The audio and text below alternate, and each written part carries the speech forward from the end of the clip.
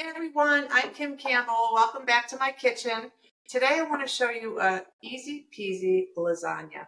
Someone told me the other day that lasagna was a lot of work and they never made it. In my kitchen, it's what I make when I don't want to work. The trick with lasagna is it takes a while to cook, but putting it all together is pretty easy because I have some of these little cheater techniques. So we're going to get started. Over here, I have my food processor, which is really important when you're making lasagna because we're going to make it whole food, plant-based. We're not going to put any cheese in it. We're going to make our own ricotta. We've got all of our vegetables cut up. So let's get started. So the first thing I do is I take a cake of tofu, and I'm using that super firm, extra firm tofu. I'll show you the label. And the reason I use extra firm tofu is because you get more bang for your buck. So if you need to soften it, you can always add a little milk or a little bit of water. So we're going to put that in there, and then we're going to add some spices because we want it to taste kind of cheesy and just have a nice Italian flair. So we're going to add some nutritional yeast flakes. I'm adding about 1/4 of a cup of nutritional yeast flakes. And then I'm going to add some spices. So I have 1/4 teaspoon of nutmeg, 1/4 of a teaspoon of red pepper flakes because I like a little bit of heat. You can leave that out if you want to.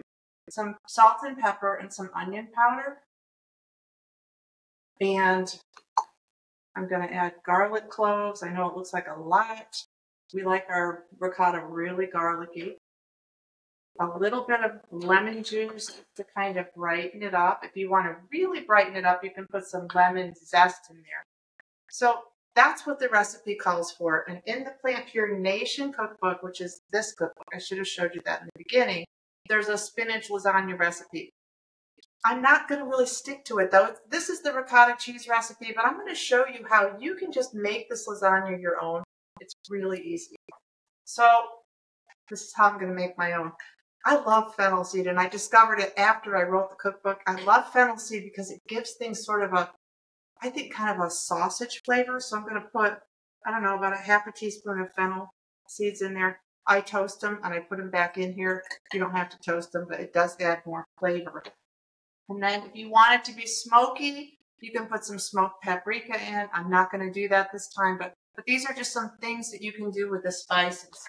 And then give it a whirl. And you're going to really get this good and creamy because we're going to add vegetables to it. So here we go. Okay,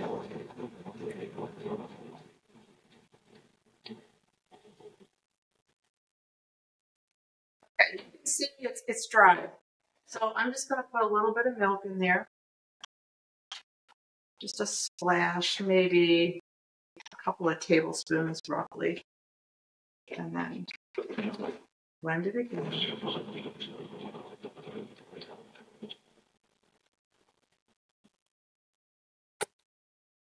This is where I do it different than it's in the cookbook. I've done it this way for years, and it's partly just because it's really easy to do it.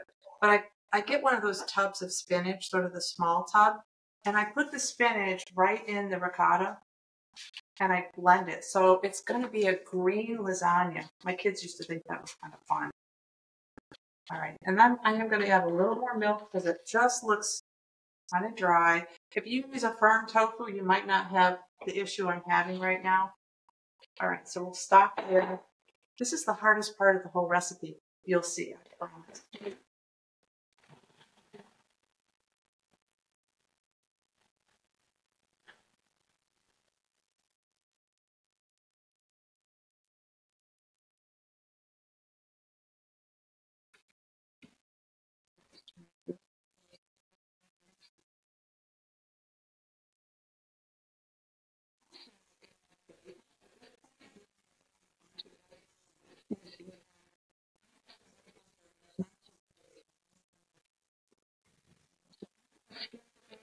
You certainly could have basil. You could put nuts and seeds in here, sunflower seeds, walnuts, almonds, if you wanted to just be a little bit more, have a little more texture to it. I prefer it creamy.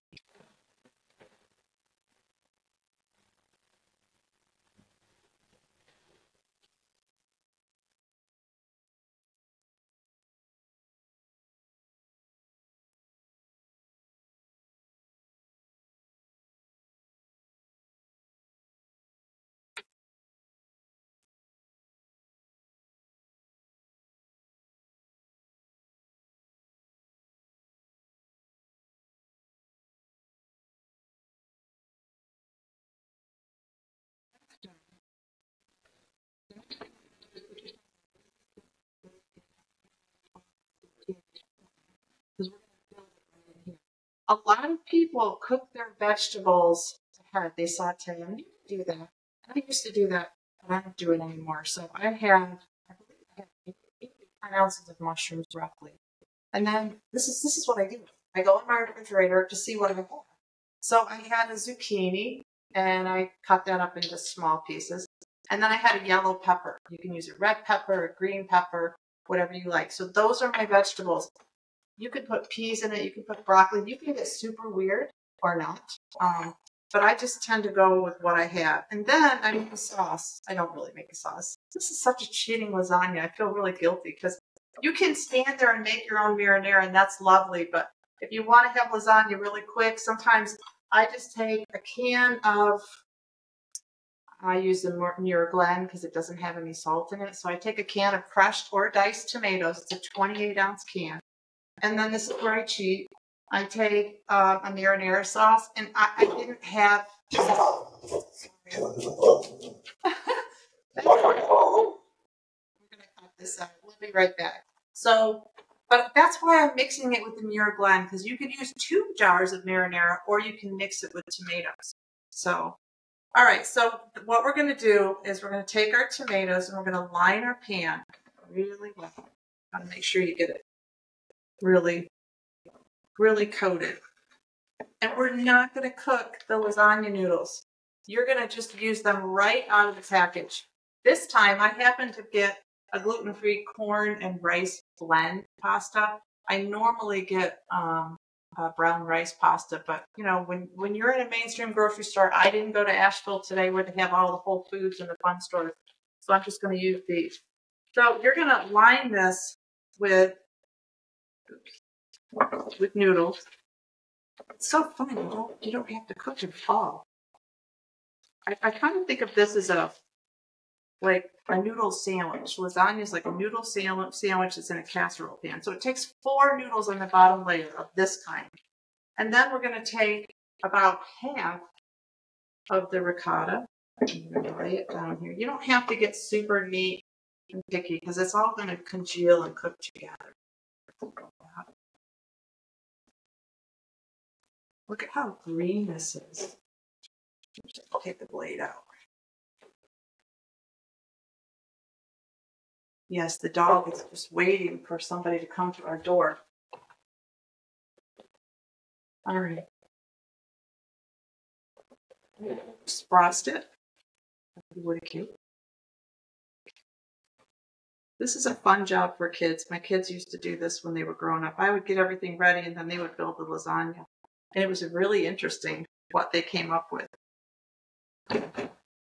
So now I'm going to cover it with some mushrooms.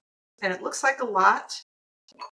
You're going to have basically 2 layers of sandwiches. The first layer, the second layer, and then you're going to top it. Oh, that's terrible. I'm so sorry. You're going to top it with noodles.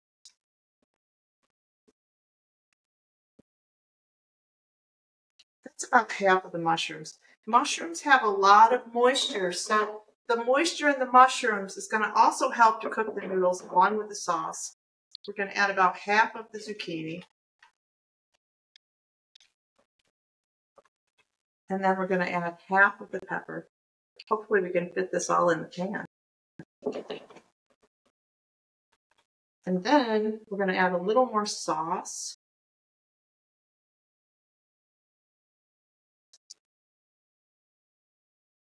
So some people really like the Italian seasoning flavor. So sometimes I'll take a little jar of an Italian seasoning blend and just kind of do that.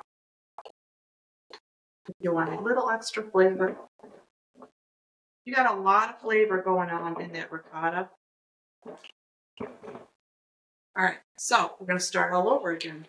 We're going to do another layer.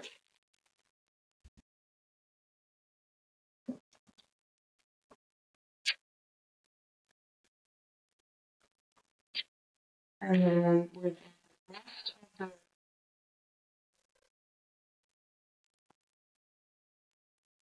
This is also a really hearty dish.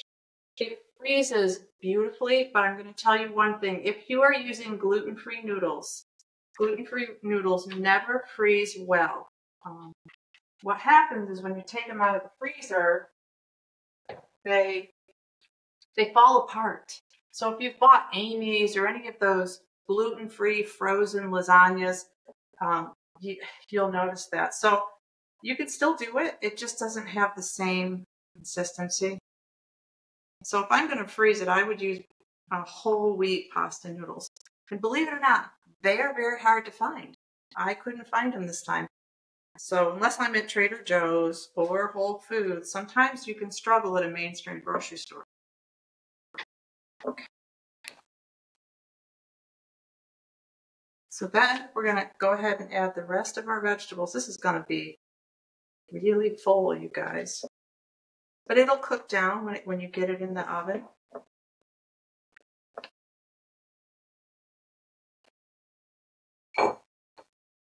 It's like a balancing act. Is it going to work or not? Make it. Then we're going to add the rest of the zucchini. And the rest of the peppers. I make a mess when I cook because I have this great person behind me who's always cleaning up after me. All right, so then we're going to add some more sauce. Some people, I guess if you're transitioning and you want to put a vegan cheese, on the top or a little bit, you can. You can also, we have a great cheese pack at Plant Pure Nation. We have a little cheese pack. You just add 1.5 cups of milk to it, blend it, and it's beautiful. And that would go nice on this too. All right, so one more layer.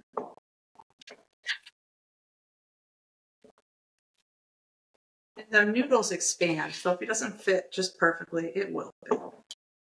All right, then we'll add a little more sauce, and you can save some of the extra sauce. And when you serve it, it's always nice to put a little sauce over the top.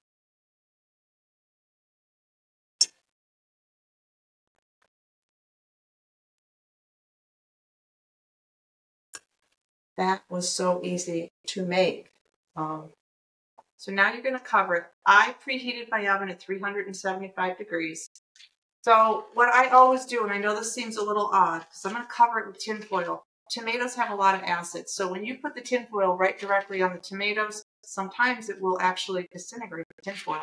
So I just put a little bit of parchment paper over the top, and then I put the tin foil. You're kind of picky about that.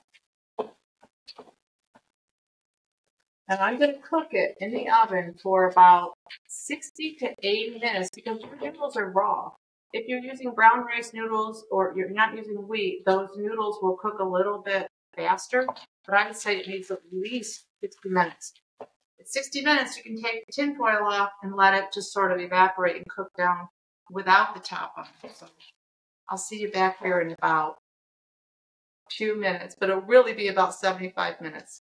So it's been about an hour, a little bit longer, and the lasagna came out of the oven and it's sitting. And actually, I will tell you, the longer you let it sit, and sometimes if you make it the day before, it's even better.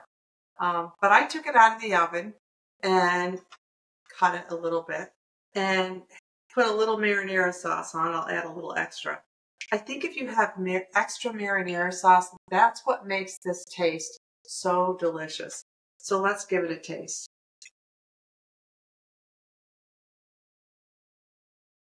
Wow. That's so good, you guys. It's got the marinara, the noodles, the ricotta is loaded with all kinds of cheesy, creamy flavors. And I'm getting a little crunch from the vegetables because we put them in there uncooked. You can saute them if you want, but I think the oven just does a beautiful job of it. Really delicious. I apologize for the dog.